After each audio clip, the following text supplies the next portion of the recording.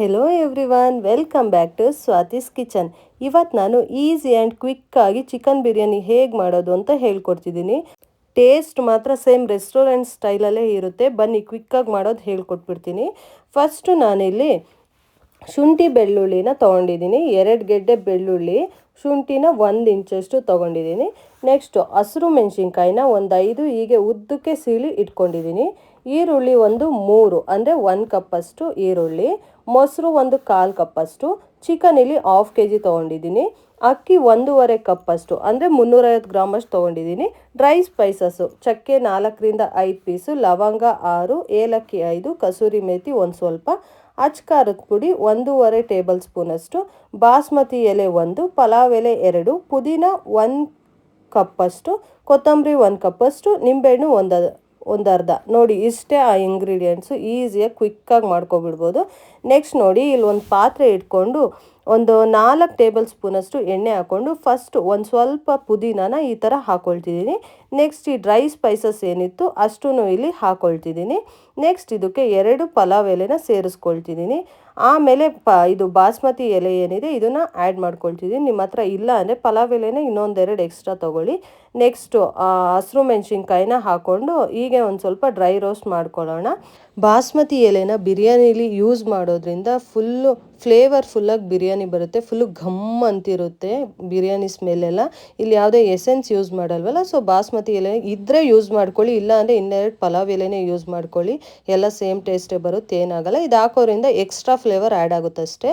ಈಗ ನೋಡಿ ಕಟ್ ಮಾಡ್ಕೊಂಡಿದ್ನಲ್ಲ ಈರುಳ್ಳಿ, 1 ಕಪ್ಪಷ್ಟು ಈರುಳ್ಳಿನ ಸೇರಿಸ್ಕೊಂಡು ನೀಟಾಗಿ ಗೋಲ್ಡನ್ ಬ್ರೌನ್ ಆಗೋಷ್ಟು ಇದನ್ನು ಫ್ರೈ ಮಾಡ್ಕೋಬೇಕು. 1-2 ನಿಮಿಷ ನೀಟಾಗಿ ಫ್ರೈ ಮಾಡ್ಕೊಳ್ಳಿ. ಈರುಳ್ಳಿ ಎಷ್ಟು ನೀಟಾಗಿ ಫ್ರೈ ಆಗುತ್ತೋ ಬಿರಿಯಾನಿ ಆಗಲಿ ಪಲಾವ್ ಆಗಲಿ ಅಷ್ಟು ಚೆನ್ನಾಗಿ ಟೇಸ್ಟ್ ಬರುತ್ತೆ. ಸೊ ನೋಡ್ತಿರ್ಬೋದು ನೀವು, ನಾನಿಲ್ಲಿ ನೀಟಾಗಿ ಫ್ರೈ ಮಾಡ್ಕೊಳ್ತಿದ್ದೀನಿ. ಈಗ ಗೋಲ್ಡನ್ ಬ್ರೌನ್ ಕಲರ್ ಆಗಿದೆ ನೋಡಿ, ಇವಾಗಿದು ಆಗಿದೆ. ನೆಕ್ಸ್ಟ್ ಇದಕ್ಕೆ ನಾನು ಶುಂಠಿ ಬೆಳ್ಳುಳ್ಳಿಗೆ ಒಂದು ಸ್ವಲ್ಪ ಅರಿಶಿನ ಹಾಕ್ಕೊಂಡು ನೀಟಾಗಿ ಗ್ರೈಂಡ್ ಮಾಡ್ಕೊಂಡು ಬರಬೇಕು. ತರಿ ಇರಬಾರ್ದು, ನೀಟಾಗಿ ಸ್ಮೂತ್ ಪೇಸ್ಟ್ ಆಗೋಷ್ಟು ಗ್ರೈಂಡ್ ಮಾಡಿಕೊಂಡು ಹಾಕ್ಕೊಳ್ತಿದ್ದೀನಿ. ನೋಡಿ, ಶುಂಠಿ ಪೇಸ್ಟ್ ಹಾಕ್ಕೊಂಡಾಗ ತಳ ಇಟ್ಕೊಳ್ಳೋ ಸಾಧ್ಯತೆ ಹೆಚ್ಚಿರುತ್ತೆ. ನೀವು ನೋಡ್ತಿರ್ಬೋದು, ನೀಟಾಗಿ ಈ ಥರ ಮಿಕ್ಸ್ ಮಾಡ್ಕೊಳ್ಳಿ. ಅದು ಹಸಿ ವಾಸನೆ ಎಲ್ಲ ಹೋಗಿ ಘಮ ಬಿಡೋವರೆಗೂ ನೀವು ಇದನ್ನು ಫ್ರೈ ಮಾಡ್ಕೋಬೇಕಾಗುತ್ತೆ. ಶುಂಠಿ ಬೆಳ್ಳುಳ್ಳಿ ಪೇಸ್ಟ್ ಹಾಕಿದಾಗ ತಳ ಅಂಟ್ಕೊಳ್ಳೋ ಸಾಧ್ಯತೆ ತುಂಬ ಹೆಚ್ಚಿರುತ್ತೆ. ಸೊ ಅದಕ್ಕೆ ಒಂದು 2 ಟೇಬಲ್ ಸ್ಪೂನಷ್ಟು ಈ ಥರ ಹಸಿ ವಾಸನೆ ಹೋದ್ಮೇಲೆ ನೀರು ಹಾಕ್ಕೊಳ್ಳಿ. ಆವಾಗ ತಳ ಅಂಟಲ್ಲ, ಹಾಗೆ ಸೀದೋಗಲ್ಲ, ಬಿರಿಯಾನಿ ನೀಟಾಗಿ ಬರುತ್ತೆ. ನೋಡಿ ಇಲ್ಲಿ ಆಗಿದೆ, ಇದು ನೀಟಾಗಿ ಹಸಿ ವಾಸನೆ ಎಲ್ಲ ಹೋಗಿ ಫುಲ್ಲು ಘಮ್ಮನಂಗೆ ಸ್ಮೆಲ್ ಬರುತ್ತೆ. ನಿಮಗೆ ಗೊತ್ತಾಗುತ್ತೆ ಅದು ಟೆಕ್ಸ್ಚರ್. ನಿಮಗೆ 1-2 ನಿಮಿಷನಾದ್ರು ನೀಟಾಗಿ ಇದನ್ನು ಫ್ರೈ ಮಾಡ್ಕೊಂಡಾಗ ಘಮ್ಮನಂಗೆ ಒಂದು ಪರಿಮಳ ಬರುತ್ತಲ್ವ. ಆಮೇಲೆ ನೀವು ಇದಕ್ಕೆ 2 ದೊಡ್ಡ ಆ್ಯಪಲ್ ಟೊಮೊಟೊನ ಆ್ಯಡ್ ಮಾಡ್ಕೊಳ್ಳಿ. ಇದು ಹುಳಿ ಇರಲ್ಲ, ಈ ಟೊಮೆಟೊ ಆದ್ರೇ ಬಿರಿಯಾನಿ ಟೇಸ್ಟ್ ಜಾಸ್ತಿ ಇರುತ್ತೆ. ಆಗಲೇ ಏನು ಇಂಗ್ರೀಡಿಯೆಂಟ್ಸಲ್ಲಿ ತೋರಿಸಿದೆ ಅವಾಗ ಇದು ಮಿಸ್ ಆಗಿದೆ ಟೊಮೊಟೊ.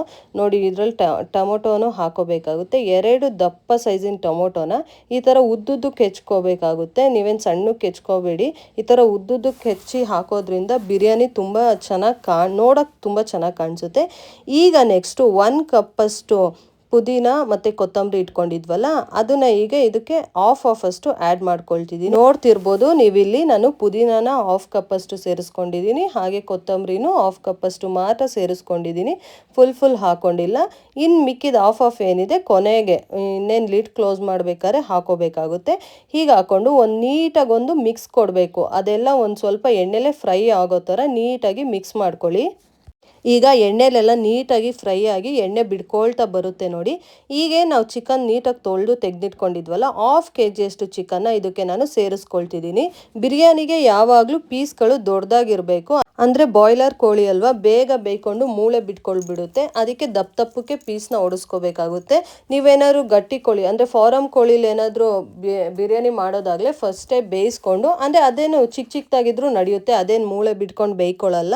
ಬಟ್ ಇದು ಫಾರಮ್ ಕೋಳಿ ಆದರೆ ನೋಡಿ ಇಷ್ಟಿಷ್ಟು ದಪ್ಪ ಪೀಸೇ ತಗೊಳ್ಬೇಕಾಗುತ್ತೆ ಬಿರಿಯಾನಿಗೆ. ಆಗಲೇ ಅದು ಮಿಕ್ಸ್ ಆಗ್ದಂಗೆ ನಿಮಗೆ ನೀಟಾಗಿ ತಿನ್ನೋಕೆ ಕೂಡ ಪೀಸಸ್ಗಳು ಸಿಗಬೇಕು ಅಂದರೆ ಈ ಥರ ನೀವು ಮಾಡ್ಕೋಬೇಕಾಗುತ್ತೆ.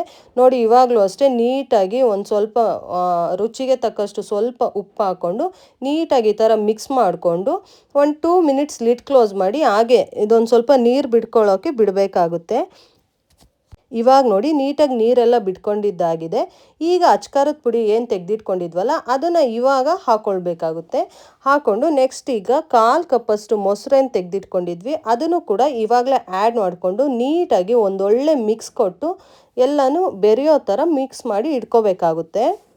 ಇವಾಗ 1-2 ನಿಮಿಷ ಹೀಗೆ ಬಿಡಬೇಕು. ಅದು ನೋಡಿ ಎಷ್ಟು ಚೆನ್ನಾಗಿ ಎಣ್ಣೆ ಎಲ್ಲ ಬಿಟ್ಕೊತಿದೆ ಅಂತ. ಖಾರ ಅನಿಸ್ಬಾರ್ದು, ಉರ್ಗಾರ ಅನ್ನಿಸ್ಬಾರ್ದು. ಅದಕ್ಕೆ ಈ ಥರ 1-2 ನಿಮಿಷ ಬಿಟ್ಕೋಬೇಕು. ಈಗ ನೆಕ್ಸ್ಟು ಒಂದು ಸ್ವಲ್ಪ ಬಾಸ್ಮತಿ ಎಲೆ ಮತ್ತು ಪುದೀನ ಎಲ್ಲ ತೆಗೆದಿಟ್ಕೊಂಡಿದ್ವಲ್ಲ ಅದನ್ನು ಇವಾಗ ನಾನಿಲ್ಲಿ ಆ್ಯಡ್ ಮಾಡ್ಕೊಳ್ತಿದ್ದೀನಿ.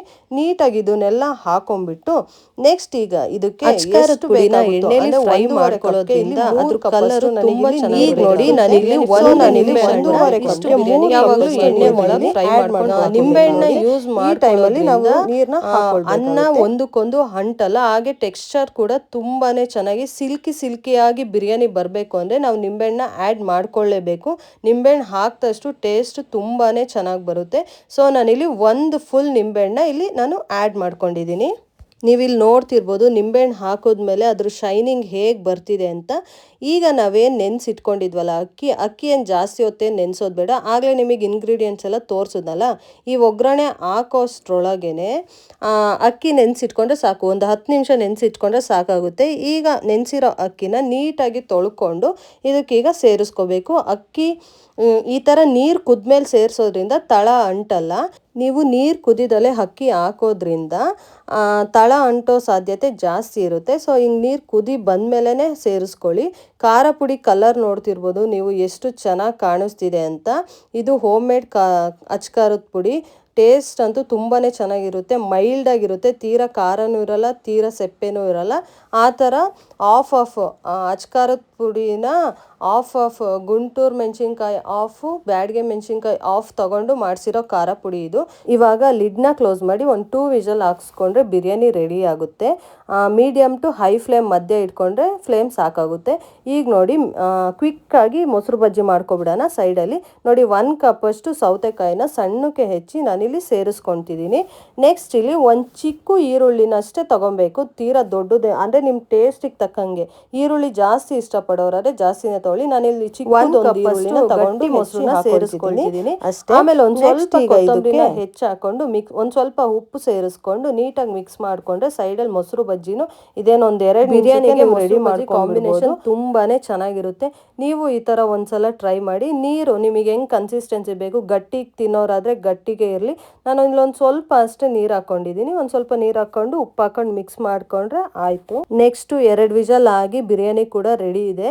ಈಗ ಪ್ರೆಷರ್ ಎಲ್ಲ ಹೋಗಿದೆ, ನೀವು ನೋಡ್ತಿರ್ಬೋದು. ಪರ್ಫೆಕ್ಟಾಗಿ ಬೆಂದಿದೆ. ಕಲರ್ ನೋಡ್ತಿರ್ಬೋದು ನೀವು ಎಷ್ಟು ಚೆನ್ನಾಗಿ ಬಂದಿದೆ ಅಂತ. ಹೋಟೆಲ್ ಸ್ಟೈಲಲ್ಲಿ ಯಾವ ಥರ ಇರುತ್ತೋ ಅದೇ ಥರ ಬಂದಿದೆ. ನೀಟಾಗಿ ಚಿಕನ್ ಪೀಸಸ್ಗಳಾಗಲಿ ರೈಸ್ ಆಗಲಿ ನೀಟಾಗಿ ಬೆಂದಿದೆ. ಒಂದಕ್ಕೊಂದು ನೀಟಾಗಿ ಈಗ ಮಿಕ್ಸ್ ಮಾಡ್ಕೋಬೇಕು. ಇದನ್ನು ಕುಕ್ಕರಲ್ಲಿ ಬಿರಿಯಾನಿ ಮಾಡೋದ್ರಿಂದ ಮಸಾಲೆ ಎಲ್ಲ ಒಂದೇ ಕಡೆ ಹೋಗಿ ಕುತ್ಕೊಂಡಿರುತ್ತೆ. ಸೊ ಎಷ್ಟು ನೀಟಾಗಿ ಮಿಕ್ಸ್ ಮಾಡ್ಕೊತೀವೋ ಅಷ್ಟು ನೀಟಾಗಿ ಬಿರಿಯಾನಿ ಬರುತ್ತೆ. ನೋಡ್ತಿರ್ಬೋದು ಎಷ್ಟು ಚೆನ್ನಾಗಾಗಿದೆ ಅಂತ. ಪರ್ಫೆಕ್ಟಾಗಿದೆ. ಹೋಟೆಲ್ಗಳಲ್ಲೆಲ್ಲ ಯಾವ ಥರ ನಿಮಗೆ ಬಿರಿಯಾನಿ ಸಿಗುತ್ತೋ ಅದೇ ಥರ ಪರ್ಫೆಕ್ಟ್ ಟೆಕ್ಸ್ಚರು. ನೀವು ಈ ಕಲರ್ ನೋಡ್ಬೋದು, ಎಷ್ಟು ಚೆನ್ನಾಗಿ ಶೈನಿಂಗ್ ನೋಡ್ಬೋದು. ಇದು ಟೇಸ್ಟ್ ಅಂತೂ ತುಂಬಾ ಚೆನ್ನಾಗಿ ಬರುತ್ತೆ. ನೀವು ಒಂದ್ಸಲ ಇದನ್ನು ಟ್ರೈ ಮಾಡಲೇಬೇಕು. ಅಷ್ಟು ಚೆನ್ನಾಗಿರುತ್ತೆ, ಮೈಲ್ಡಾಗಿರುತ್ತೆ. ಖಾರನೇನು ಜಾಸ್ತಿ ಇರಲ್ಲ, ತೀರಾ ಸೆಪ್ಪೆ ಇರಲ್ಲ. ಪರ್ಫೆಕ್ಟಾಗಿ ಬಂದಿತ್ತು ಬಿರಿಯಾನಿ. ನೀವು ಒಂದ್ಸಲ ಈ ರೆಸಿಪಿನ ಟ್ರೈ ಮಾಡಿ ನೋಡಿ ಎಷ್ಟು ಚೆನ್ನಾಗಿ ಬರುತ್ತೆ ಅಂತ. ಆರಾಮಾಗಿ ಒಂದು 20 ಮಿನಿಟ್ಸಲ್ಲೆಲ್ಲ ಈ ಬಿರಿಯಾನಿನ ನೀವು ರೆಡಿ ಮಾಡ್ಕೊಳ್ಬಿಡ್ಬೋದು. ಮನೆಯವರೆಲ್ಲ ಇದನ್ನು ತಿಂದು ನಿಮಗೆ ಫ್ಯಾನ್ ಆಗೋದಂತೂ ಗ್ಯಾರಂಟಿ. ಅಷ್ಟು ಚೆನ್ನಾಗಿ ಬರುತ್ತೆ ಈ ಬಿರಿಯಾನಿ ಟೇಸ್ಟ್ ಅಂತೂ. ಮುಸ್ಲಿಮ್ಸ್ ಅವರು ಅಷ್ಟೇ ಇದೇ ಥರನೇ ಬಿರಿಯಾನಿ ಮಾಡೋದು. ಎಲ್ಲ ಹೆಚ್ಚಾಕಿ ಮಾಡ್ತಾರೆ, ಯಾವುದನ್ನು ರುಬ್ಬಿ ಮಾಡಲ್ಲ.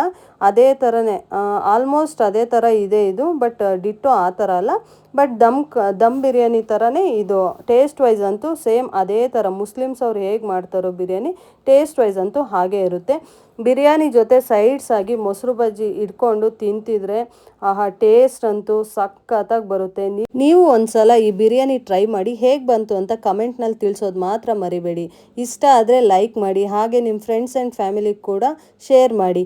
Thank you for watching. Bye.